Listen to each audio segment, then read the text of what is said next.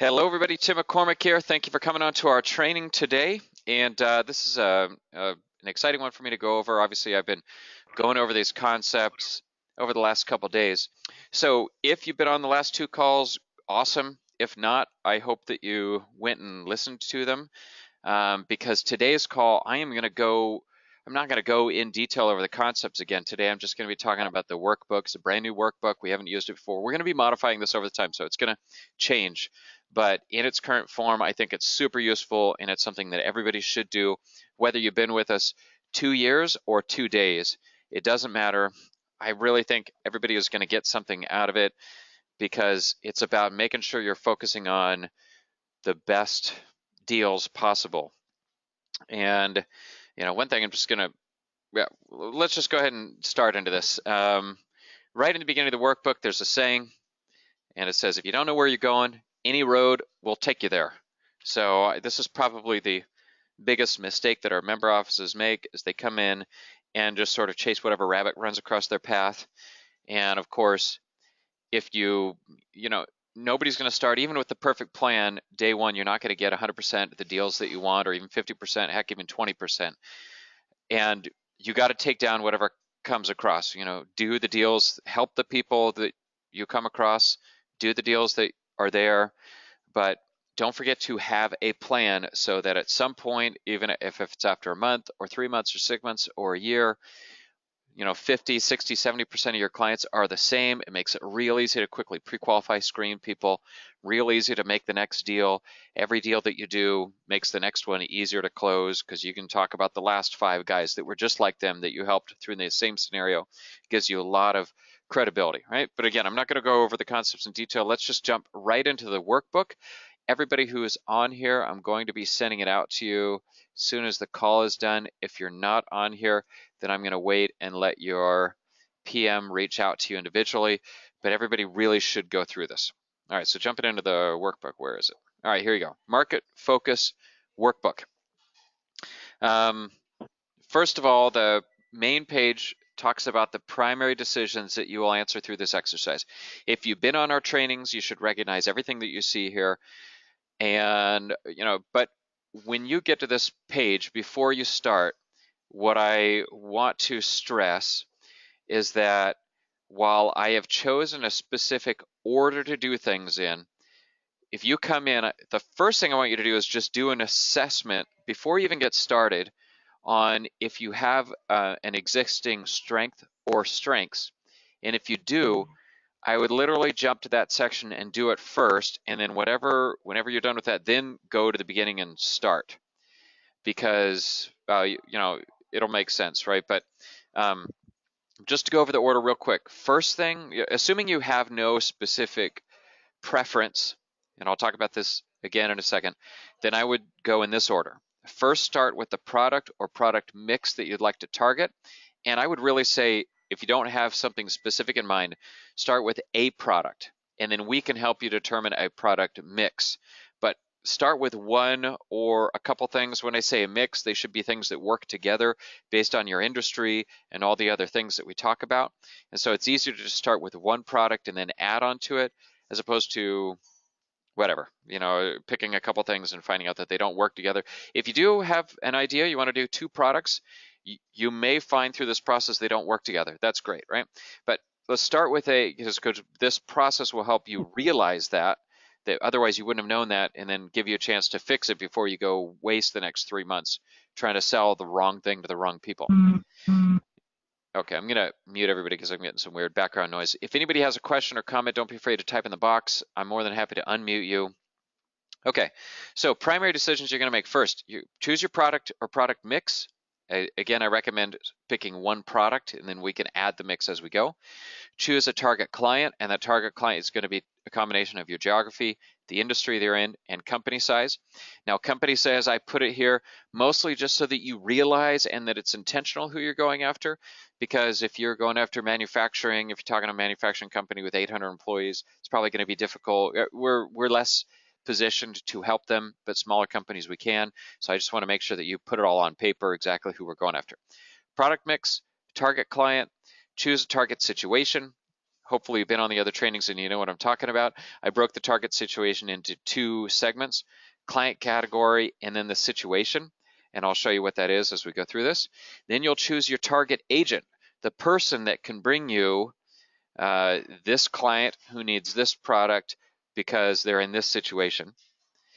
And then finally, at the end, you're going to choose your tactics. And the tactics are going to be the process through which you find your target agents.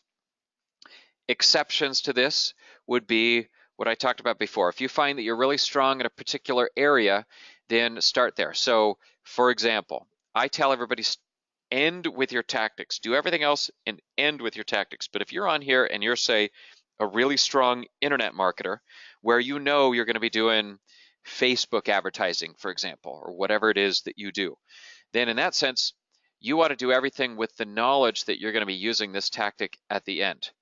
And that's why I say maybe you start there and then go back and go from the beginning. Of course, if you're a strong marketer, you already know that you need to make a lot of decisions, and maybe you've already done some of these decisions. This would be a chance for you to go through those decisions again and reaffirm that they're right through a number of tests that we put into place. But so like I said, if you have a specific tactic that you know you're really strong in, then start there and then go backwards. If, for example, in the choose a target agent segment, if you happen to know that there is a network of people that you're very strong with, right? You spent the last 10 years in the franchise space and you know that you want to go after franchise brokers, well, great. Start there and then work backwards. Then think, what's a product that's good for the franchise space? Let's talk about the industry and company size. Of course, it's going to be startups. Let's find the situation. It's going to be when they go to purchase a franchise. You know, that makes the rest of the questions easy. I wrote this for somebody who doesn't have a specific strength anywhere. This is the order to go in if you're starting from 0. If you graduated from high school yesterday and you really have no idea what you're going to do this order. If you have a good network and a specific kind of agent, you know, I had an office that came on who thought that his background really wasn't going to help him. And then when after talking a little bit, we realized he had spent 20 years doing one very specific thing, and we found some ways to leverage his pre-existing network in order to benefit for deals now. That's great. Go find, you know, if people know you and you've already established credibility, it's going to be easier to get traction with them than going to people you never met before and offering them something when they don't know you. So this is one of the ones where if you have a target group that you're strong with, I would recommend starting there and then work backwards. Unless you find that target network is, let's say, everybody in a local area, and then it's going to be too diverse and dispersed for you to be able to come up with a focus. And in that sense, just start from 0 and go backwards. If you happen to know that you're really strong in a particular industry, great, we'll start there and then work backwards and say, I am really strong in manufacturing. What products are relevant for manufacturing companies? By the way, don't feel you have to do this all on your own. Please, I would, you know, when you get the workbook, go through there and try to answer the questions to the best of your ability. But if you're stumped on something or if you got questions or you're not sure, please just get on the phone with your partnership manager here and they'll work through these with you. So like, for example, in that specific example, if you're strong in manufacturing, but you don't know what kind of financing we're going to be really good at providing that's going to be relevant to them, then get on the phone and we'll help you understand what those will be. You know, we have a lot of different products. Some of them, they have different benefits. And a lot of this is designed to have you go through the steps and make sure that they're all working together and not going against each other. You know, for example, if you want to go after SBA loans and you're targeting restaurants, and you might find that that's a tough match. Now, I'm not saying don't do SBA loans for restaurants, but you better know to begin with that restaurants are really good for revenue advances. They're going to be harder for SBAs in some circumstances, and start with that knowledge so you can work with that. Whatever hurdle there is in the market, that hurdle can be your benefit. That hurdle can keep other people out. So you can work with that. You can work with just about, there is enough business that just about any scenario or situation you bring forward can be successful. But what I want to make sure you know is that you know the hurdles and problems before you start so that you're expecting it, you don't get discouraged, and you can do things to mitigate those factors from the beginning instead of waiting 3 or 4 months on being surprised and being disappointed and then maybe starting over, right? Okay, so this is the first page. The rest of the pages I'm going to go through pretty quickly. The critical concept. Every page you have a critical concept at the bottom, and some people are telling me put the critical concept at the top. I could have done that, would have made sense, but often I put it as an afterthought. Like you have done the page, and then at the bottom you want to go back and stress test the decisions you made. So you can read the bottom if you want, it doesn't matter. But this critical concept says basically what I've just been saying is that you may pick a different order. Don't feel stuck in the order. The important point is that you answer all the questions and that when you're done, you find that they all work together and not against each other. All right, so the first section, choose a target product or product mix. We have the products listed here in alphabetical order, no preference, with some comments on there. There's obviously way more than the comments we have here. But I recommend starting with the product mix unless one of the other things was very strong. And so all we ask you to do is just fill in the boxes. Now, you could type it at this, or I actually think it's better for you guys to print it out and fill it in by hand. It might be easier for you, but whatever you want to do is fine. So the first thing I would say is just look at these products, which ones are you most interested? Maybe put a couple. Why are you interested in those products? Kind of think through it a little bit. And describe any prior experience you have with those products.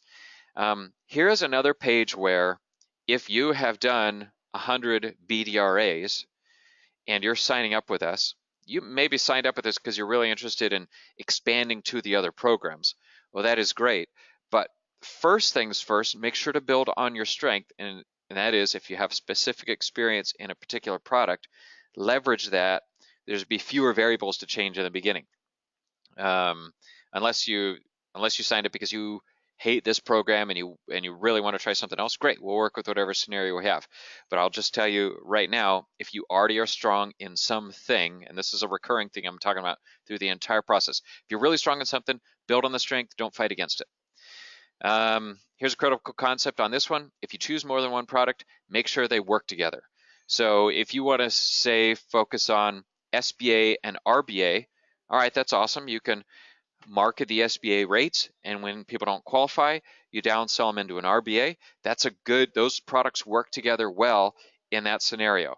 I tell you, products that don't work well together would be CRE and RBA. CRE is a real estate loan. This goes for a client who, needs money out of real estate.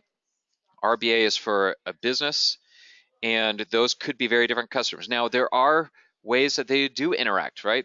They're both for people with bad credit. So in that sense, they could work together. Just make sure it's intentional and that you realize how they do and don't work together so you can capitalize on that. All right, so that's that page. The next is choose a target client. First, I ask you to put down where you live. When in doubt, go with where you're at. It's going to be easier than, if you're in Texas, there's no reason to market in Maine. And you may be thinking, I don't have to pick a geography. I'm going for an industry focus. That's great. Your industry focus might be more important than your geography focus, but I would ask you, please, in the beginning, do both. Give me a geography and an industry that you want to work in.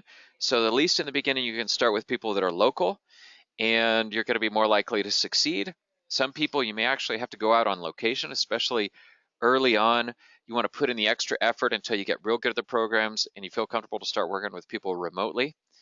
It's just easier to market to a specific geographic area than to everywhere. If you market to everywhere, you're competing with everybody who's marketing that product. If you market locally, then you have fewer competitors. Then you can actually put in, if you're in El Paso, you could put in El Paso funding and get your first clients. The whole point is get a track record, get some experience, get ramped up, then expand. It's easier to expand from a smaller niche to a broader niche than from a broader niche to a smaller niche. Company size, again, pick one. Employee count, gross annual revenue, or other variable, whatever it is, put it in here. Tell us what your target customer size is. And this is mostly just so we make sure that it works with the product that you're offering. The critical concept on this one, does your target client have a need for your target product, right? This is, again, I'm asking to make sure that, Don Kelly, do you have questions? Let me know, I can unmute you. Looks like you're trying to click. I'm gonna go ahead and unmute you. if you have a question there. But again, the critical concept here is a first stress test. You've now gone through a target product and a target client, and this is asking you, hey, did you do it right? Are you sure that your product works for your client? As opposed to, let's say you want to go after the UBF program, which is a credit card program, which you should know by now is for people with really good credit, and yet your industry is one that is known for having people with really bad credit. You can make that work, but you better know in advance that that's the variable that you're going to have to work through and be aware of it, right? So does your target client have a need for your target product? All right, next is the target situation. Here's the one where I'm asking you guys to get the most creative. This is 2 pages in the deal. First of all, I bring up a bit of a new concept, which is client category. And I really have 4 categories. Feel free to make up your own, but in general, I think everybody's going to fall into this one category. Sorry, in general, are you focusing on clients that are successful already, that are experienced? Are you focused on clients who are in trouble? Are you focused on clients who are new, who haven't done this before? Are you focusing on clients who are people that are looking for money to purchase something? Those are 4 different scenarios or categories. If you have a different category, great, stick it in there. But you need to know, marketing for somebody who is experienced and successful, this is more likely to be an SBA client. Distressed clients, that could be more RBA or CRE. Startup, we have a bunch of different startup. You get the idea, right? Know who you're going after, because the pitch for a company is going to be way different based on their client category. So it starts with a client category, and then you get into, and then it asks you what client category is best for your product mix. So think about it, right? SBA is good for successful, experienced, maybe startup experienced. If they have good experience, I mean, startups are always going to be harder for SBA. So, think about that a little bit. All right, client categories and their related target situations or events. These are examples to get you ready for the next page. Growing companies, a situation to target a growing company would be to see when they are hiring. A distressed company, you can see when they are declined for a loan. Startups, here's talk to a franchise or who's trying to sell a franchise. That's acquisition. Talk to a business broker. In general, need for a loan. There's trigger leads that you can purchase for when people apply for a loan. Growing companies, when a company buys new software, seeks new lease. Seasonal businesses, well, you just know when the seasons change that there's a reason to reach out. These are example situations, and it shows how they relate to the client category that you're in. Critical concept when we're getting into the situation. It's optimal to target a situation that is unique to your industry. So let me give you an example of a situation that's unique to your industry. Let's say, I'm blanking. I can think of ones that aren't unique. The situations that are not unique to your industry would be a seasonal, a seasonal change. I'm blanking here, sorry. A situation that's not unique would be, so somebody contacted me the other day, said they were going to buy trigger leads for new businesses. So you can go to the state or the city or the county and get a listing of everybody that filed a DBA doing business as. They sell off the lists all the time. And people buy those lists and then they cold call the businesses like crazy. That is not specific to your industry. Everybody falls into the same category. If you go and do that, you're competing with everybody. Now, let's say alternatively, you're looking for new restaurants that are opening up, and you can find an organization that sells equipment to new restaurants specifically.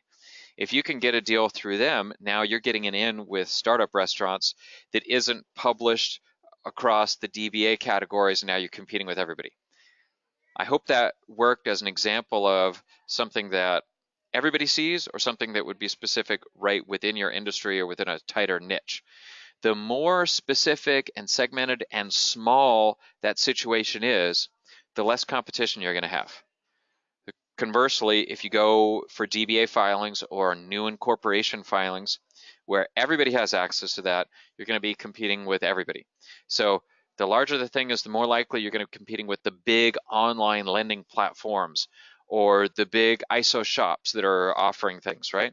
Small niche, that's what you guys want to be thinking. You want to be competing with 1 or 2 other guys instead of 20 other guys. It's going to make it way easier for you to get a deal. And by the way, this is one of the things that's awesome about the agent program. If you're using the agent program correctly, is that you get warm referrals from people where they refer just to you, and now you're literally in a field by yourself. You're not dealing with somebody who went out and did something that told the world, I'm looking for money, and now they're getting called from all sorts of people. Like if you buy leads from Lending Tree, everybody and their brother buys leads from Lending Tree, and you know that your client is getting called from 7 or 10 other people. While conversely, if you can get them before they get there, now you're exclusive and they're working directly with you. All right, here's the second page where it talks about, go write up some of the target situations that you think would be good. And you think, which of those above situations fits best with your client category, right? Just go ahead and brainstorm, throw some different situations down, and retype your client category here, distressed business, and then write which one works best for distressed businesses. And here's another question. How would you know or see if someone matched this target situation?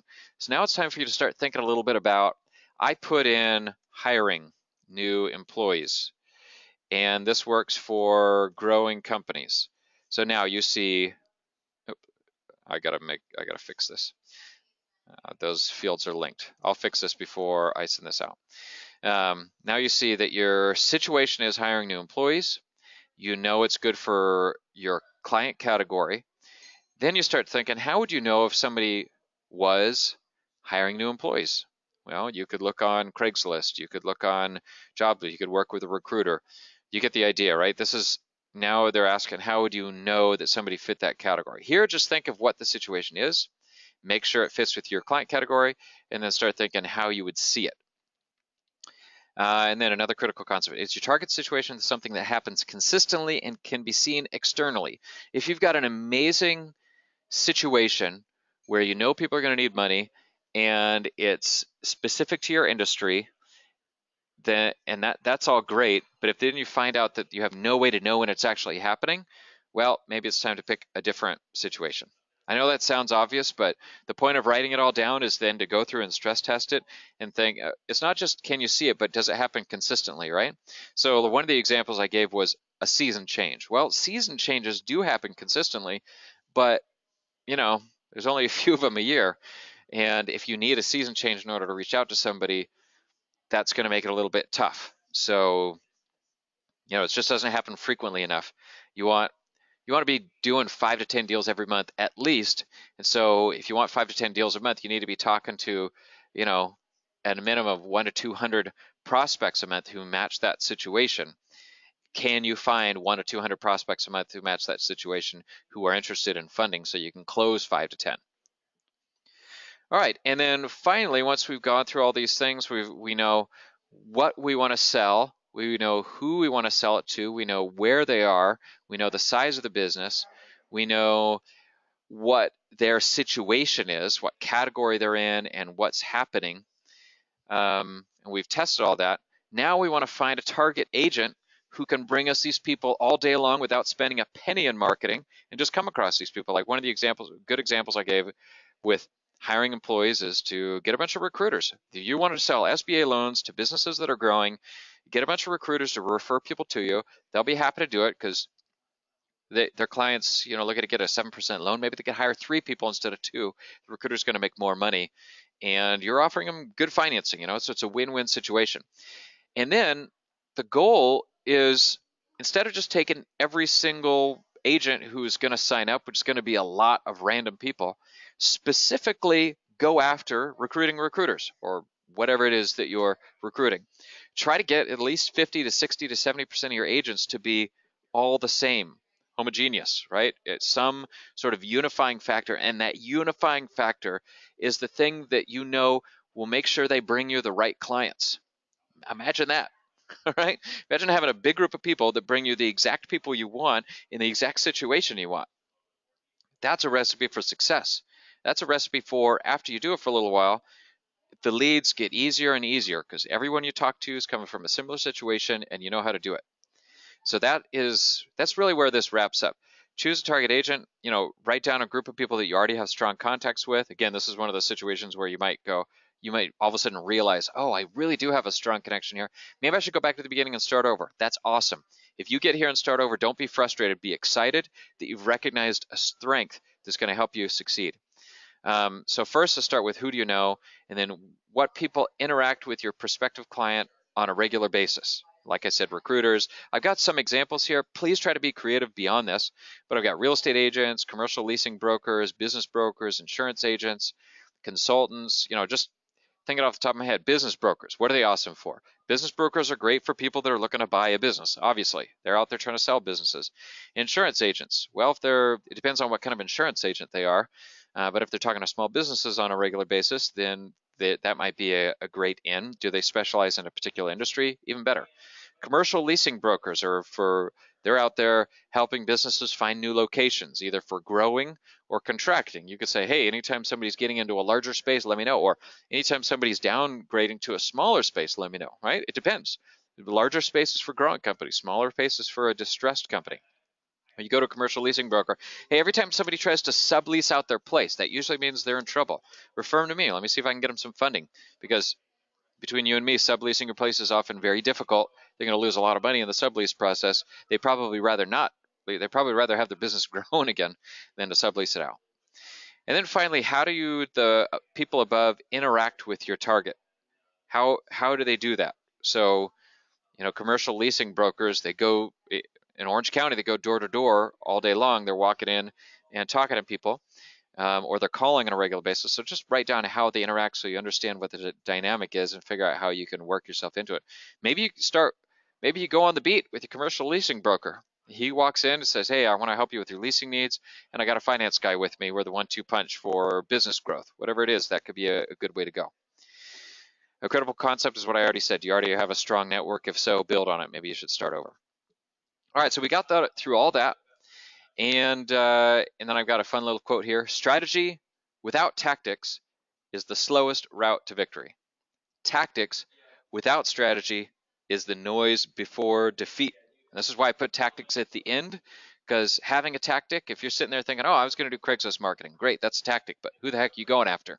Everybody's marketing on Craigslist. It can be successful, but don't be milky, be specific, be targeted. If you have a good strategy, then the tactics will be easy. The tactics here, as this is written, are what are the tactics through which you're going to find these finance agents? You've already determined the exact finance agent you want to get. What are the tactics you're going to use in order to bring them on? Now, if you're sitting here saying, I started this process and I already knew I was going to be doing pay-per-click advertising, well, you already know your tactic. And it doesn't have to be, what are your tactics to get agents? Feel free to put in other tactics, but like if you're going to do Craigslist marketing or whatever it is, great. This whole thing is one big stress test for you to go back through and make sure that it all works together. At the end, so what I asked on this page is just to brainstorm and then pick your one most likely to succeed tactic. And if it were up to me, every one of you would get really damn good at this one thing. Would not be about getting really good at 5 or 6 different types of marketing.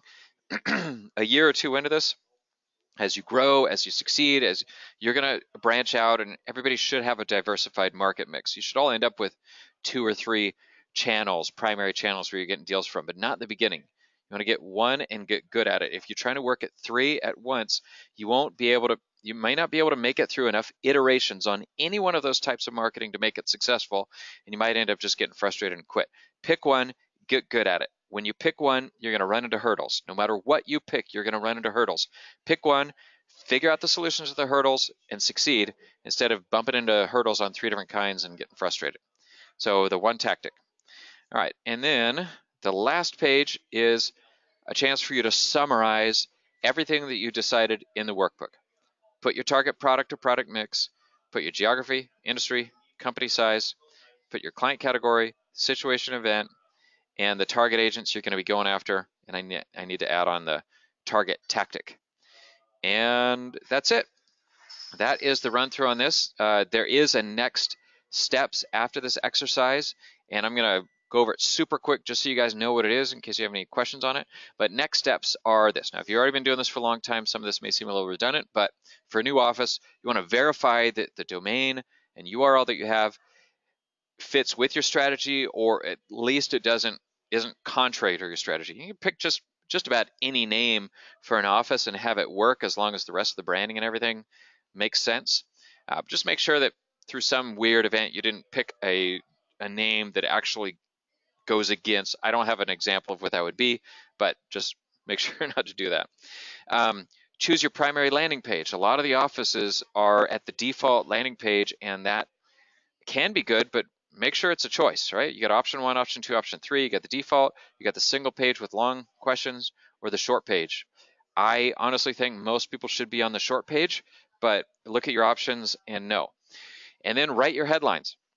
Now that you know your target client, your target product mix, the situation, everything, put it into words so that when somebody comes to your landing page, they see that need addressed. And so you have the ability to do 2 lines for your headline, each 43 characters long, and 26 characters each for each of the 5 bullet points. If you're using landing page option 1, you don't need the bullet points because they will not show up anywhere. But even if you're using landing page 1, I would recommend go through, write down the bullet points. What are the 5 things that somebody needs to see in order to know that you are there to address them, their situation, their geography, their category, and the products that they need in order to help them achieve their goals. Remember, marketing is about showing them that you have what they need. It's about their needs, not your needs. This process is about making sure that your needs and their needs are in alignment and that you're marketing for the right people that can serve both of those. But still, you want to market, all your marketing should be about them, not about you. Let me show you an example. A marketing about you says, we are the source that can help anyone in the US. That is about you. Nobody gives a crap, all right? If you say, we can help you get the money you need to grow, that's about them. That's what they want to hear. Don't write about yourself, write about them. And that is it. All right, so let's open it up for questions. Anybody have any questions? I'm going to unmute everybody. Let's see if anybody's in a coffee shop or anything. Anybody have any questions or comments about the training or the workbook?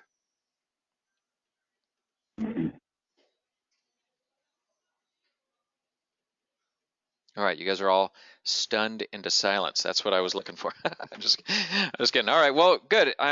You know, it is what it is. Hopefully it's pretty straightforward. I'm really looking forward to seeing these actually completed. So I'm going to make a couple tweaks and send these out to, looks like you got about 20 people on here. We'll get that out within the next hour.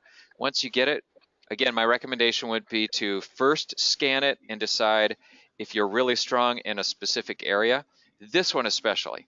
If you have a strong network, that's going to trump anything else, because you know, having a strong network is people that are going to have faith in you because they already know who you are.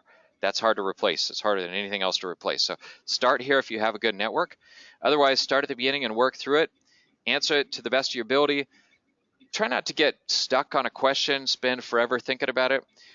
Brainstorm through, throw down some answers, get on the phone with your partnership manager and go through it and make sure that we don't see any big flaws, and try to think through it a little bit. Once you get on with us, you might find that we can refine it even a little bit more, make it even more specific and more beneficial for you. All right, with that, I'll go ahead and wrap it up for the day. Thank you everybody for coming on. Appreciate everything you do, and we look forward to doing a lot more deals together.